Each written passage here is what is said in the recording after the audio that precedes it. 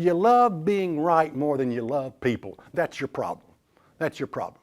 Now in James 3 and verse 17 says this, but the wisdom that is from above is first pure, then peaceable, gentle, easy to be entreated, full of mercy and good fruits, without partiality, without hypocrisy. And the fruit of righteousness is sown in peace of them that make peace. Did you notice that? I mean, this is an outline as to how you are to preach, how you are to do evangelism, you know. The wisdom that is from God is first pure, it's peaceable, it's gentle, it's easy to be entreated, and it's full of good fruits without partiality and without hypocrisy. Now, you know, this is why so many people don't get disciples. And when you do get a disciple, you make them twofold a child of hell than yourself. This is why we don't get disciples. And the disciples that we do get are just as crazy as we are. You know, you think you have truth, and maybe you do have some truth, but you don't have any wisdom in sharing the truth. Now listen, don't think I'm judging you. Look, a lot of this I have learned from personal experience, that getting all your doctrines right is not where it's at. Getting all your doctrines right is not going to save your rear end. It's just not. It's not going to save you. And what it often creates is nothing more than what I call modern day Phariseeism. Modern day Phariseeism. And I don't know which one's worse. I don't know which one's the worst. I don't know if it's the lawless people, lawless religious people out there, no law theology, or if it's the modern day Pharisees that both will lead you astray in the end. They will lead you away from God. So when we set out to evangelize others, this is how you do it. James 3 and verse 17. I'm repeating myself. Okay.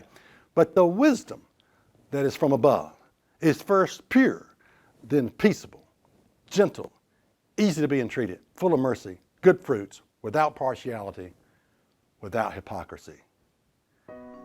Now let's come back to this statement. In order to be saved, you got to use the Hebrew names of God. All right, let's conclude with this verse here. Revelation 19 and verse 12. Speaking of Jesus Christ when he returns to this earth, it says his eyes were as a flame of fire, and on his head were many crowns. And he had a name written that no man knew but himself. Put that in your pipe and smoke it. Read it, understand it. Understand what your Bible is telling you. Understand the words of Jesus. He had a name written that no man knew but he himself. Now, where does this lead the sacred namers? Well, it leaves you basically in the dark. That's where it leaves you, in the dark. When it comes to this stuff of you got to say the name a certain way or whatever, that's where it leaves you. Jesus said, when you pray, say, Abba, Father. You refer to him as your Father. That's what Jesus tells us to do. And that's what's really in your Bible. If you would like a free DVD recording of this program that you can share with friends and loved ones, write to Church of God Rocky Mount, 27 Brookledge Lane, Rocky Mount, Virginia, 24151. That's Church of God Rocky Mount, 27 Brookledge Lane, Rocky Mount, Virginia, 24151. And be sure to mention the title of this program. This program has been paid for by the tithes and offerings of the Church of God Rocky Mount and friends of this ministry. If you have been challenged by listening to this program, then consider that a great blessing. You can visit us on the web at isthatreallyinthebible.net. It is the support of people like you that make this ministry possible. If you have been blessed by this understanding given to you today, then consider making a donation by writing to Church of God Rocky Mount, 27 Brookledge Lane, Rocky Mount, Virginia, 24151.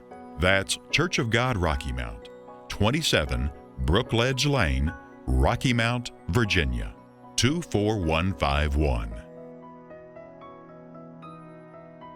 For more information, check us out online at isthatreallyinthebible.net.